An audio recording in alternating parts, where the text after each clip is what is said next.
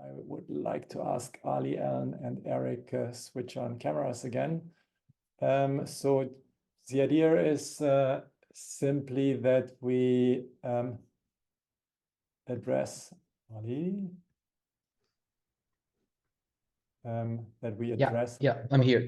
Sorry, Michael. We reflect a little bit of what we've learned and look at simply residential solar market and business developments in Europe. I think it was a great presentation actually from Dries that we just heard, because it simply shows, of course, this dilemma in which we are in. So I think the products are there. Actually, I think the customers, to a large extent, they are also there and understanding more and more what's going on. Although, of course, the dynamic has changed a little bit over the last few months after the energy crisis. The extreme price spikes have vanished in many markets, especially in Europe. But also in other markets. So can we just talk a little bit about the demand side at the moment? So what are you seeing actually in the market these days? So maybe let's start with Ali first. I think you're looking closely at the market. You've talked to so many installers for your installer monitor. So what have you been seeing? I think there's a few markets that are great, like Germany, but others not so good. So what are we seeing? So can you hear me, Michael, and others? Yeah. Yeah. So with regard to demand, Michael, I think the demand is, I think, pretty safe right now. Our estimation based on the Q1 installations in Germany and the rest of the year for 2024 is pretty solid. Of course, it depends on how the market unfolds in the coming month. There might be some issues as well with regard to pricing and regulations and so on and so forth. Shortage of skilled labor, we also talked about it. But if you ask me, I think with regard to some markets, some usual suspects, let's say in the European Union, and by usual suspects or their traditional important markets, I mean markets like Germany, Italy, Spain is a utility market, but let's say Spain as well, and France and Poland, right? And the Netherlands. With regard to these markets, the demand, my expectation is that at least within the course of 2024, we are still going to be seeing very, very healthy pulses. 2025, my estimation is also the same. And my argument is first and foremost, because whenever I want to analyze something, I try to look a macro and then go to micro. The macro element here is the big pushes and the ambitious targets that all these European markets have set for themselves, right? And all these NECP revisions that we've seen last year. So Germany, 215, Italy, 79 gigawatt, and this is by 2030, right? Spain, 76 gigawatt. Poland recently revised their target and it's 29.2 gigawatt. And now they are at 17 gigawatt of cumulative capacity, right? So this is one big argument that, and of course, all the other supports from the European Commission as well, that these markets, in order to reach their targets, and big part of these targets are also distributed solar, rooftop solar. Well, Germany is a good example of that. Is a good argument that these markets will push for more installations, and at least in the course of the next couple of years, the market is going to be showing good pulses. We should also, Michael, not forget the Eastern European markets, like, for example, Czech. Czech is a phenomenon. You've seen that in my slides.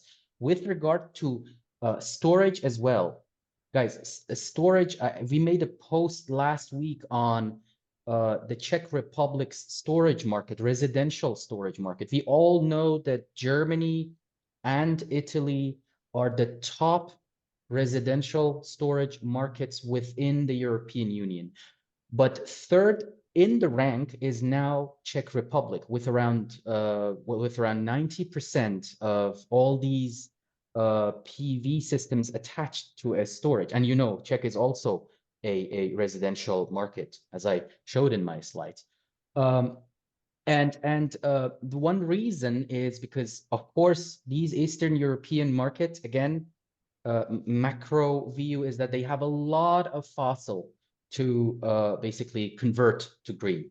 Romania, I was talking to one of my Romanian colleagues. I think you, I was in touch with them through Michael, and thank you, Michael, again. And I talked to her today, and she said, don't forget Romania. Again, residential, very solid residential market, Romania as well. Romania was also among the top 10, but I dropped Romania out of my graph because at this point in time, I'm not that well versed in the market, but once I am, I will join it to talk about it. So yeah, if you to wrap it and to cut a long story short, I think with all these macro arguments and macro reasons and pushes, the next 2-3 years is pretty solid.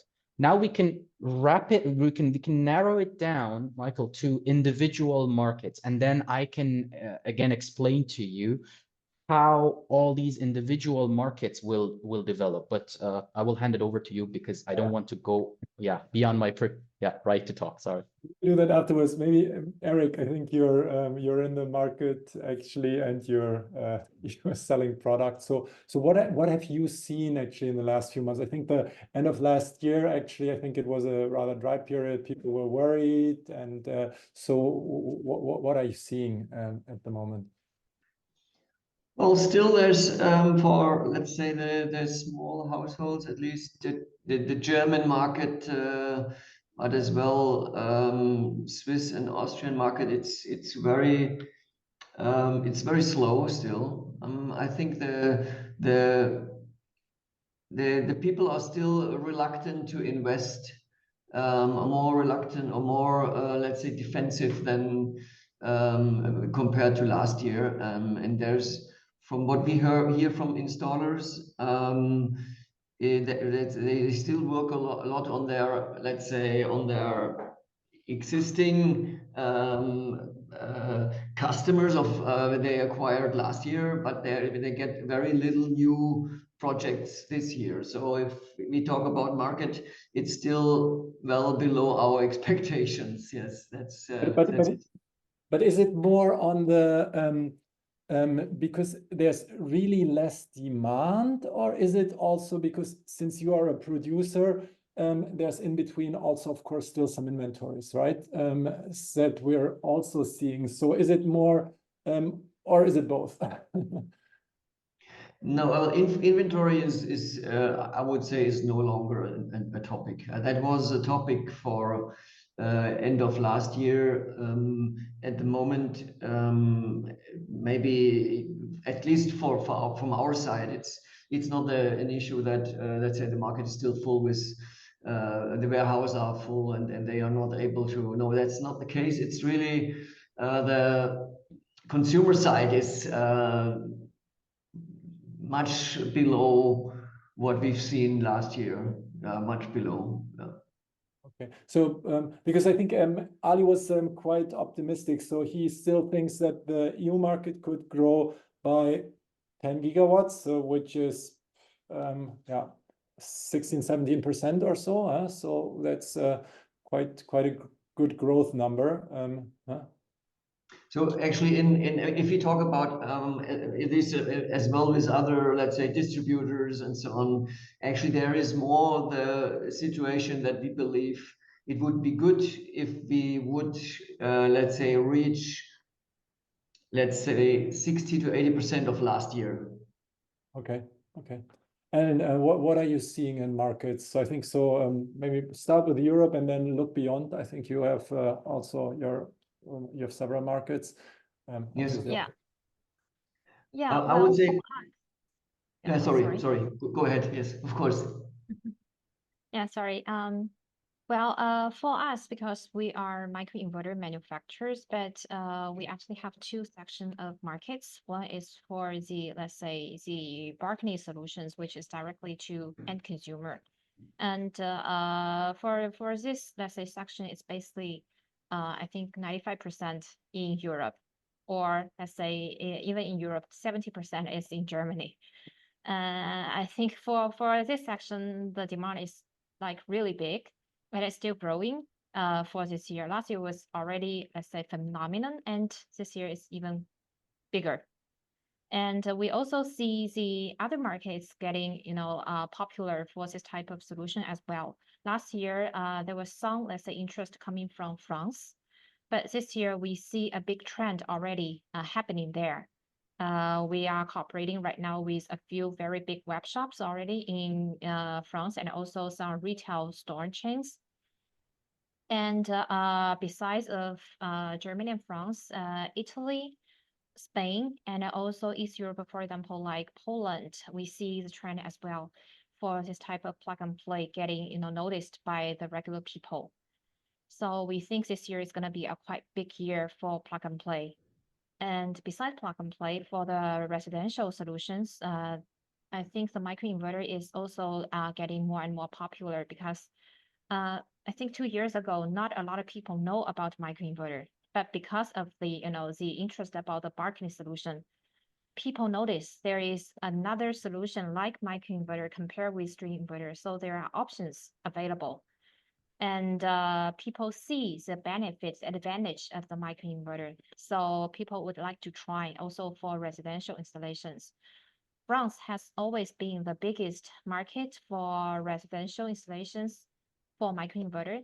And we see right now in like Spain, UK, Netherlands especially, and partly of East Europe, the market is also growing for microinverter. And for us, our competition is actually not, the traditional microinverter manufacturer, because we are very concentrated in big power microinverter. So our competition is actually between, the string inverter from, let's say, 2 kilowatt to 20 kilowatt. So for this part, the market share is actually very big. So we see, quite big potential there. So this is for Europe. And for Asian market, actually, for example, like India, Thailand, and also Malaysia, Philippines, the market for microinverter is also growing, let's say, very quickly, especially for Thailand, because Thailand and Philippines, they already have the regulation for, let's say, safety, for fire safety. So in this case, the microinverter optimizer or rapid shutdown together with string inverter is the only solution right now.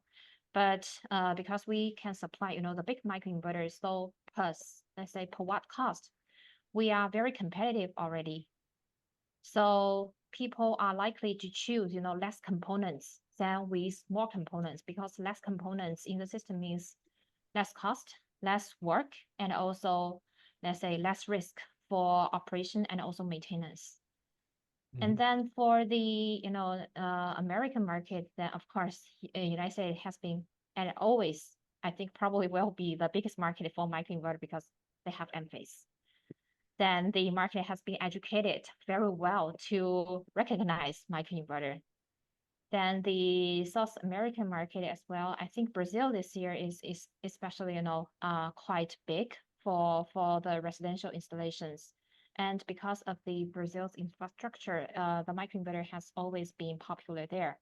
I think we are ranking like top 3 at the moment in Brazil for big power microinverter supplier.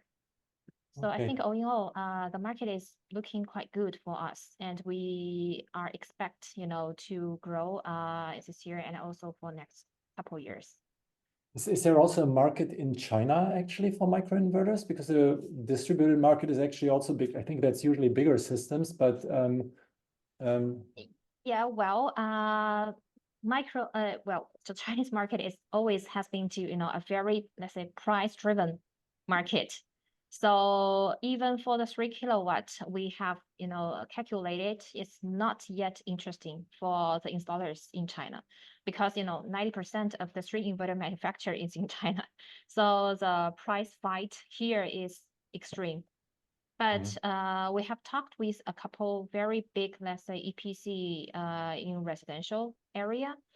For 6 kilowatts, then the microinverter would come in quite competitive in China market as well. So we are thinking about developing the local market in China by end of this year.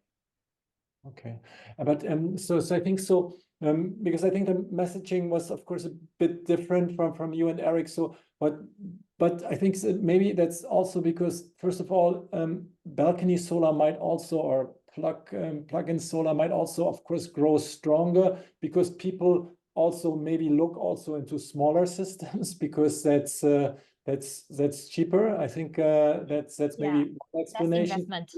Yeah, and second, of course, I think microinverters start from a lower base, so I think then growth is easier. So then on when you look at the string inverter side of things, but I think it's interesting to hear from you also that that in markets like Spain or so you see growth because of course these markets were actually also or not doing so well, at least on the residential side of things recently. Spain was traditionally a large-scale utility scale market. So interesting. And let's maybe look a little bit also on the barriers you see and on the maybe let's look at the barriers you see for further market growth at the moment, and then we look in the last round also on the benefits or on the drivers we are seeing. So maybe Ali, let's start with you first. So what are the biggest challenges you're seeing for the market at the moment? Again, Michael, from a micro perspective, very macro perspective, sorry. The biggest challenge that I see for the entire European market is more and more potential hiccups in the supply chain in case of future conflicts. This is number one. So this could turn more basically fluctuations in the supply chain. If we do not have the manufacturing capacity here, this might create some problems. And this. But let's look at this year. I think not, for this year, I think again still the storage, the workforce. The workforce is still, in the case of Germany, is an issue. The pricing, it needs to be managed. I don't know how low this pricing could go. I think Dries talked about it. We need to think about how this should be managed. This could also affect the market. And again, individual markets have different issues. Well, if there is time, I will also dig deeper into that as well. Yeah. Ellie? That's a good question. Because you always think what is the main really driver? It's known, but what is the main handicap at the moment? I think it's really the situation that investment, it seems still to be a critical situation regarding there's not, let's say, the people tend to keep their money and investments are, let's say, it's a little bit harder to really push investment decisions. And I mean, solar installation, is it on residential or is it commercial? It's an invest. And so maybe I would say still the cost of money is too high. So our interest rates hopefully go down as well. We have still some regulation, let's say regulatory topics, but that's more on the commercial side, which is a handicap, and the power utility companies are trying to let's say, make things more complicated than needed or they're necessary. Yeah, I think it's a good step that it's now easier to work with models where you can offer your as a landlord, you can offer solar electricity to your in your for the residents in your houses. That's a thing which helps as well. We offer a solution with our power manager to run this. That's a small step, but still, I think there's at the moment we need an additional kick, yeah, and there's no. I mean, of course, this fluctuation of the electricity is a topic we see as well. And there was in the news, at least in Germany, the situation that billions of euros are spent because of electricity contracts, which are, let's say, significantly over the average. And I would say this would be a good, or let's say it's a handicap that many people still don't see these choices. Yeah, they have a choice, but it's not for the, let's say, maybe we addressed already a significant part of the market, which are now already solar users in the market. So the question mark is the 70% who don't have a solar installation, how to address this market. Is it maybe, we need maybe different arguments. I think I have a little bit the feeling that we already addressed a significant part of the market. At the end, if you talk about residential distributed, it's usually the household owners, the house owners. And now there is maybe 70%, and we need to address them maybe differently. And it's not just cost, it's not or low prices because the prices are low. It's maybe other things, yeah. And actually, I don't have a real clue what this is. I think I'm a big believer in the mandatory solar, so I'm really happy that we got that through in Europe. So of course it would take some time until it has to be implemented, but I believe that will be Michael, sorry to cut you off, but can I pose a very quick question to Eric, because his view here is very interesting for me. Am I allowed to do that, or? Sure. Eric, quick question. You know that we passed this solar package 1, right, in April. I wanted to know your take on this one. What do you think the effect will be? Very little effect, because I mean, it's some balcony installation topics are changed. But of course, we were really extremely disappointed because this resilience bonus, which was to at least give, I mean, we are producing still in Germany our inverters, and that's of course a higher cost. So that was our topic, that maybe to push a little bit European production. And as well, I've seen already some activities as well from Asian, but anyhow, so I think very little.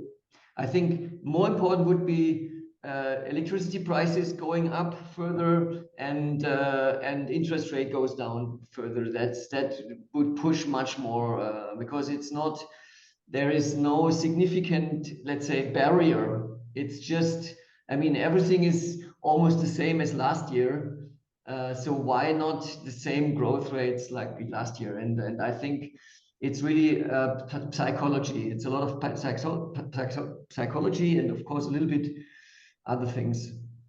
Okay, I think the fear factor is almost somewhat gone. You know, I think people tend to forget also very quickly. So maybe Alan. So what do you see as the biggest I think challenges for you? I think you have a high price product actually. Also, I think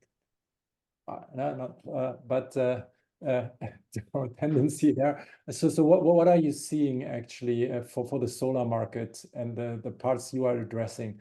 Where do you see the challenges there? Well, for us, I think it's still the acknowledge of people about microinverter, because still people believe this is a very let's say expensive product, despite all the advantage it has. And but actually through my talk with some of our partners in the market, they believe actually the balcony solar is giving the residential a very good push, because there's a lot of people, they might not want to in the beginning invest a very big amount of money into solar.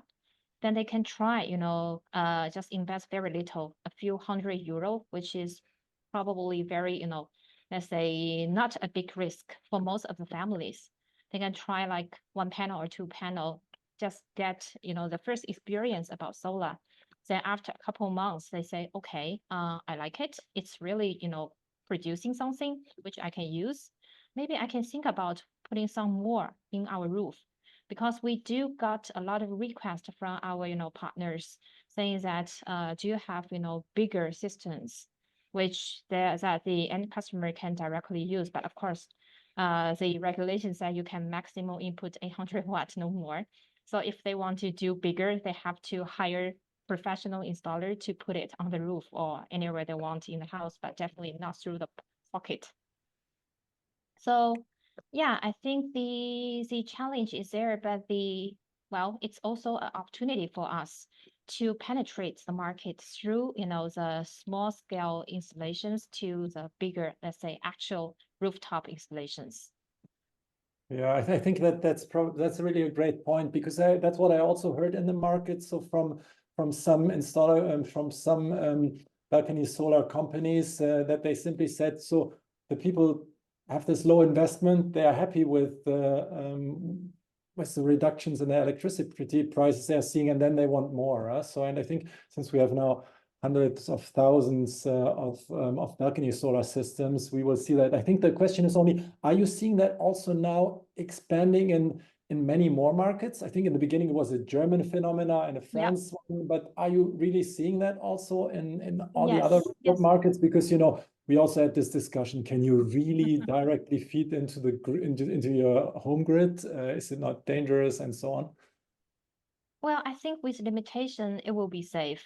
It's just like another type of home appliance, other than consuming, it's producing.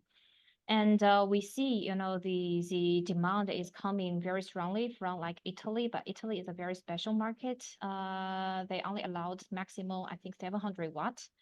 And then Spain, Portugal, and a very special also from UK. Actually, we see the market for this type of installation is also picking up in UK as well, because in UK you have much higher cost in electricity, and also people have, let's say, less space on the roof. So this type of like garden sets or balcony sets could be a good, let's say, solution for this type of house, which is having very high electricity bill, but no chance to have a real, let's say, rooftop installation. Okay. And Eastern Europe as well. Okay, maybe just because we're getting to the end, so maybe let's then talk about the positive side of things. So what's driving? So I think you're all sales guys, so that should be easier. So what's driving the market? I think so. Ali, you see that, because I think do we see really now also price elasticity kicking in? So because module prices have dropped so much, I think in the last few months they even dropped. I think that's really getting really painful, and we hope that it doesn't continue, obviously, but goes a little bit actually even in the other direction, because for the health of the industry that would be helpful. But so we are at a level where things are at a very low cost actually today. Interest rates probably might go down in Europe again, so at least there are some indications, and I think in other markets don't see that so much. So what's the immediate drivers you're seeing for the next few months? So everyone, maybe 2 sentences, and also as a final statement. Let's maybe start this time with Ellen. Me? Yeah. So oh, okay. Yeah, well, I believe that at the moment, even the interest rate is high, but still the cost of the system has been, get much lower because all the components for the last, let's say, 12 months, for the batteries, for the panels, for the inverters, everything is going down. So the payback rate for a normal installation or for a balcony system has getting up a lot. So I believe the demand, the natural demand from the end customer is still growing. And we believe by, providing the, the safe and also high efficient solution, it will driven the demand even, further. Okay, So thank thanks. you. Okay, maybe Eric? Yeah, that's a good point. I think drivers are really this new electricity, let's say, structure that more and more flexible tariffs are a part of the game, and the many more customers want to use it. And Ellen is fully right. I think this is still, we of course, we are in the market, we know this, but if you calculate it now, let's say the electricity price for battery storage, your own, let's say your own electricity, battery storage, it's well below the market price at the moment out there. So that's I think amazing, and maybe we have to speak out louder, because if I talk around, if I meet end customers, for them it's still not so clear. I think it's something we have to make maybe even more aggressive and clear, that if you go now for solar electricity as a house owner, you can guarantee your low cost electricity for the next 20, 30 years, which is amazing. I mean, that is, yeah. And the electricity demand goes up. So it should be a no-brainer. So maybe it's really a communication topic that the investors, I call them, I mean, the people who should invest in solar, they are not fully aware about this great opportunity. Mm-hmm. Maybe Ali? Yeah, I'm fully with Eric and Ellen. I think that I would just add to that there is this because recently I've been on social media, I've been checking posts and tweets, and there have been a lot of people just posting about how their costs have reduced with their residential solar panels and balcony PV systems. So I think I would add to that this looking up to the Joneses effect, when your neighbor has that, this would also make you go for green. And then when you talk to people that, hey, our costs are reduced, and you see this more in your pocket, the effect of it on your purse and your pocket, then that would be the biggest push basically for the segment. Yeah, great. Maybe if I would like to add something to that, because we look at residential, and residential is special. We also saw that in some of the module presentation, that there was a lot of emphasis actually on aesthetics. I think the great thing is now that solar is actually so low cost, and we have actually also the possibilities and also the means and the materials actually to produce very beautiful products at low cost. Mm-hmm. We will see the integration of products probably also now much more in the future. So I think if we look at balcony solar products, so I think it's not just people kind of have a little frame and then one puts it on there, but it might be actually also that the developer looks at a comprehensive solution so that all balconies get that. And so I think we will see probably more and more of this happening. So simply because solar is now so affordable that this is all possible. Okay, thank you so much for this also somewhat positive outlook at the end, that there are challenges, but for everyone, especially on the pricing front, on the manufacturing side. But I think the market is growing, and we will see continuous growth for various reasons also in the residential segment. Just let me quickly thank you, the panelists again, all the speakers again. Thanks to our team. I would like to say thanks, obviously, to the sponsors of this event. I would like to briefly refer to the latest reports that we published, one on bifacial solar systems, another very recently on floating solar. We will come up with new reports ahead of SNEC in China, beginning of June, and Intersolar Smarter E in Munich in mid-June. We are also having another day tomorrow. Today was a residential day. Tomorrow will be the C&I day. Commercial industrial has a bit of a different dynamic. We also try to look at the market from different viewpoints, having consultants, having manufacturers, also distributors, and also an interesting startup looking into some software solutions. So I think a nice way also doing a 360 view on this market segment. So thanks again to everyone, and please first have a nice evening or a nice day, and then see you again tomorrow. Thank you. Yes, perfect. Bye-bye. Thank you. See you tomorrow. Ciao. See you.